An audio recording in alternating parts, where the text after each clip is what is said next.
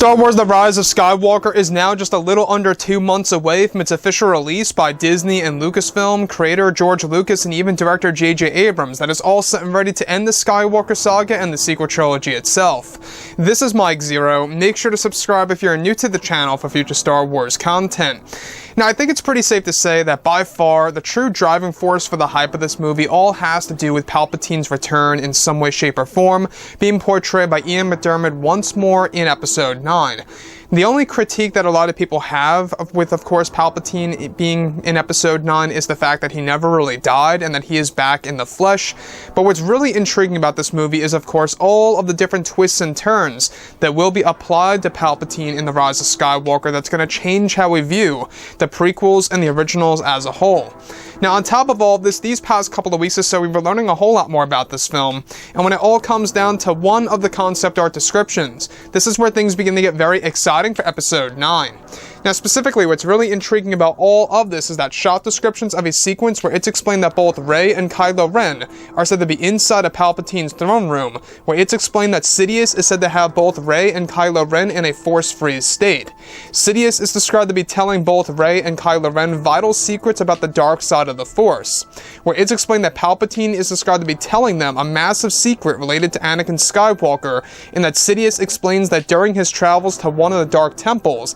that led to an ancient Sith temple is where Palpatine reveals that he connected with his master Darth Plagueis, who was able to become a Sith spirit in the spiritual realm,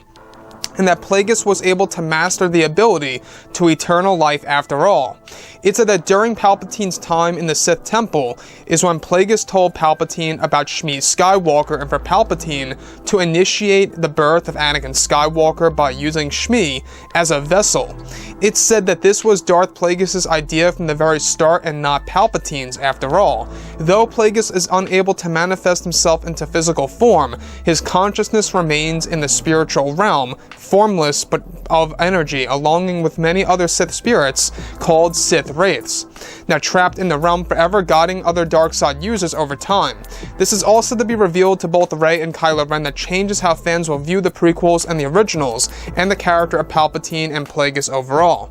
So let's go over a couple of parts about this and as to why I think that this is a very interesting twist for Palpatine and Plagueis at the same exact time, and why it may actually create a divide between fans, just maybe. Now, I know that a lot of fans love the idea that Plagueis was killed, once and for all by Palpatine in his sleep, and that he never was able to master the ability to eternal life, to not save himself, as Palpatine told Anakin Skywalker in Revenge of the Sith, right? Now, in this particular twist, it's actually said that Palpatine unveils to both Rey and Kylo Ren that his master survived after all, becoming a Sith Wraith, being trapped in the spiritual realm, however unable to pretty much become a formed figure. Unable to become, an actual figure like a Force ghost or anything around those lines, but only his consciousness is trapped within the spiritual realm, which is very interesting because we actually do know that the spiritual realm is a thing. If you guys actually saw the Darth Vader comics in late 2018, it was a very interesting read. I do suggest that you guys go ahead and check it out, because it really does play a large role in really creating a new medium of the franchise that we have never seen before in any kind of canon material by Disney and Lucasfilm, that they are really now taking it up a notch when it comes to Star Wars material.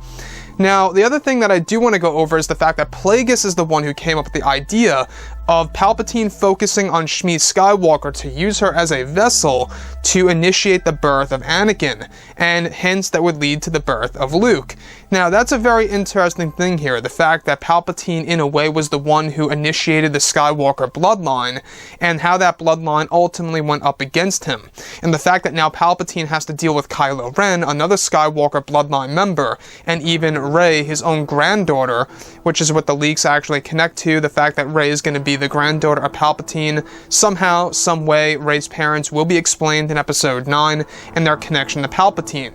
And that's gonna be a very interesting part about this film, the fact that, you're gonna have that poetic aspect of the granddaughter of Palpatine fighting the grandson of Darth Vader on board of the second Death Star of all places, right? I think the fact that they were using the wreckage of the Death Star is a great symbolic piece of having those family members fight each other that come from these different bloodlines. And the thing about Episode 9 here is the fact that J.J. Abrams really wants to make this by far the darkest Star Wars film there is out of the entire Skywalker saga, and I will say and admit that that's going to be a very hard task to really complete, to really make it far darker than that of Revenge of the Sith. I feel is just nearly impossible. That's just my point of view, though. We'll have to wait and see exactly whether or not Disney and Lucasfilm will succeed at trying to make this the darkest Star Wars film there is in history. So, anyways, guys, drop a comment below. Let me know what you think about all of this in the comments, and if you guys did enjoy the content for today, do make sure to drop a thumbs up on this video to support the channel. I thank you all so very much for the kind support, and I'll catch you guys next time.